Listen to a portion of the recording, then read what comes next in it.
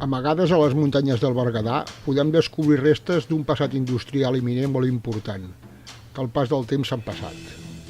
On ara hi anem a collir bolets i fer excursions, fa menys de 50 anys existia una forta indústria que ha marcat el territori i la història d'aquestes comarques.